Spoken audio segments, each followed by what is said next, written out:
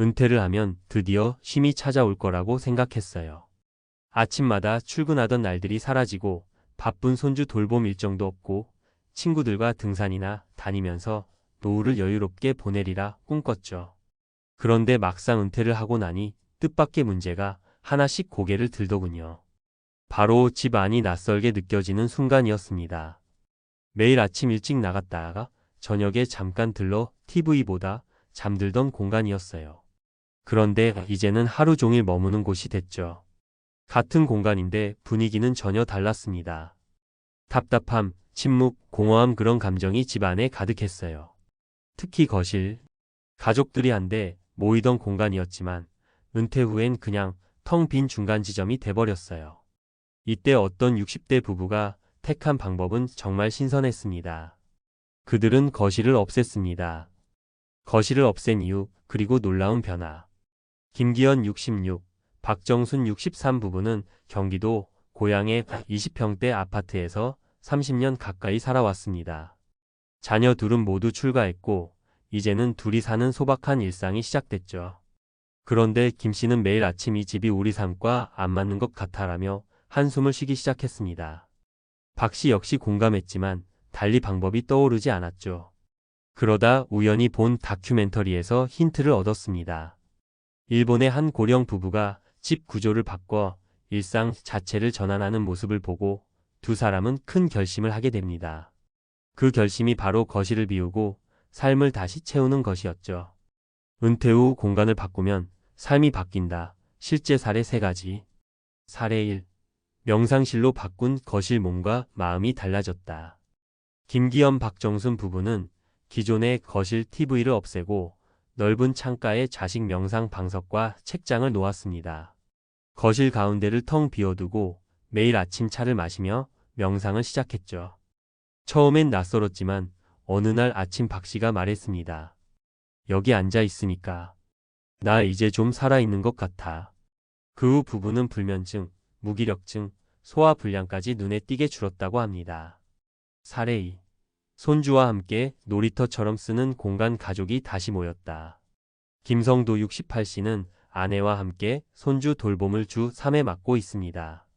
그런데 거실에 테이블, TV 잡동사니가 많아 늘 위험했죠. 그래서 과감히 거실에 있던 모든 가구를 정리하고 매트와 장난감을 깔아 손주 전용 공간으로 만들었습니다. 그랬더니 자녀들도 놀러 오는 걸 더 반겨하고 아이들도 집에 오는 걸 좋아하게 됐죠. 김 씨 부부는 말합니다. 손주들이 웃으면 우리도 웃게 돼요. 집이 시끄러운 게 너무 좋아요. 사례 3. 홈카페 겸 공방 소득까지 생긴 변화.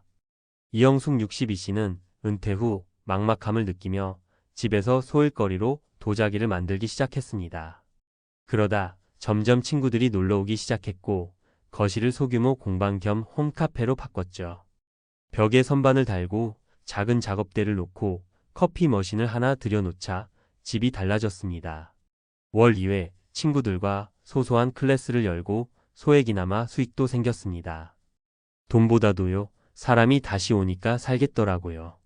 거실에 사람이 있는 게 이렇게 따뜻한 줄 몰랐어요. 우리가 놓치고 있는 노후의 집에 대한 오해. 많은 사람이 은퇴하면 휴식을 먼저 생각합니다. 그래서 넓은 소파, 큰 TV, 푹신한 침대 같은 걸 먼저 바꾸죠. 하지만 정말 필요한 건 의미 있는 활동과 살아있는 동선입니다. 더 이상 지나치는 공간이 아닌 하루를 의식적으로 보내는 공간으로 바꿔야 합니다. 노후에 필요한 집의 조건은 단순한 동선 군더더기 가구를 줄여서 이동하기 편해야 함. 유연한 공간 목적 없이 남는 공간보다 활동 중심 공간이 필요. 관계가 머무는 구조 손주, 친구, 배우자가 편하게 함께할 수 있는 공간. 집을 바꾸면 삶이 바뀝니다. 은퇴는 인생의 종착점이 아니라 새로운 생활 방식의 시작입니다. 그리고 그 출발선에 집이 있습니다.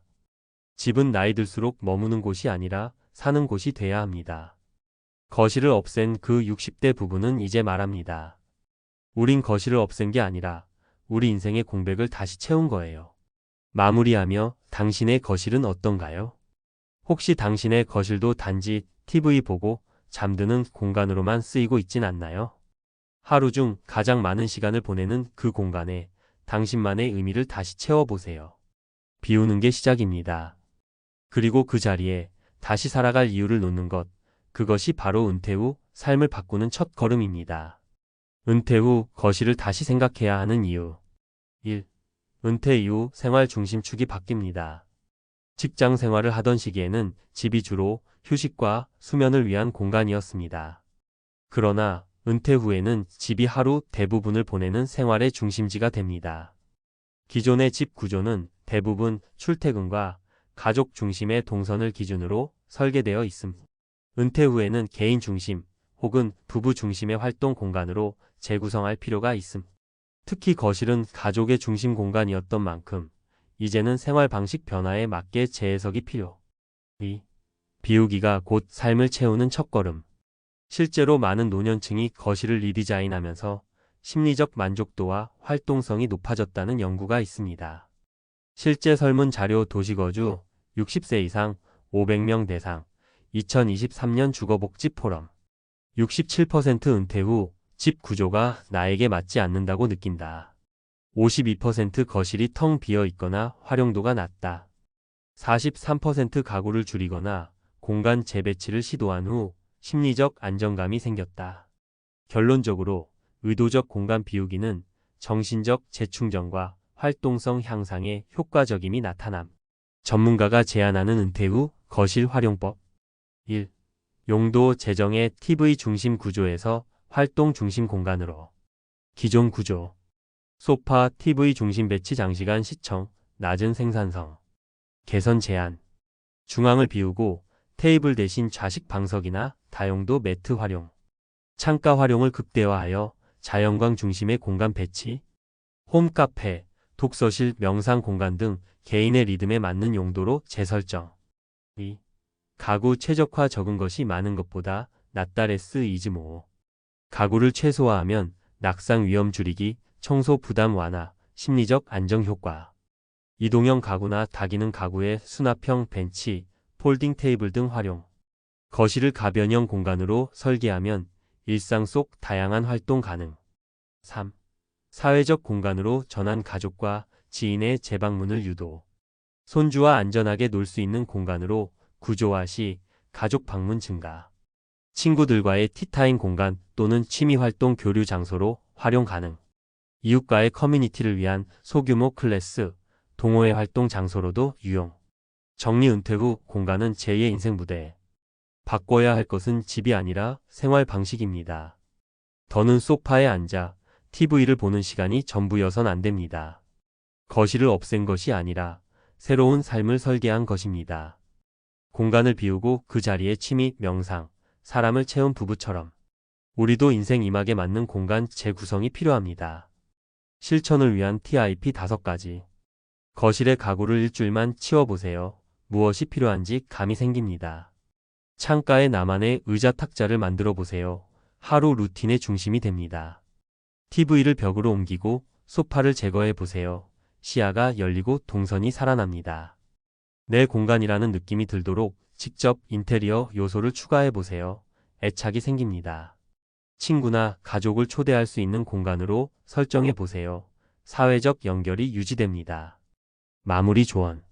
노후의 주거 환경은 단지 편리함만 추구해서는 안 됩니다. 의미 있게 머물 수 있는 공간이 되어야 합니다. 은퇴한 부부가 거실을 없앤 그 결정은 사실 집을 바꾸는 것이 아니라 삶을 다시 디자인하는 첫걸음이었습니다. 당신의 거실에도 지금 그 변화가 필요할지 모릅니다. 집을 바꾸면 인생이 바뀝니다. 그 출발점은 거실 한가운데 당신의 새로운 한 걸음입니다.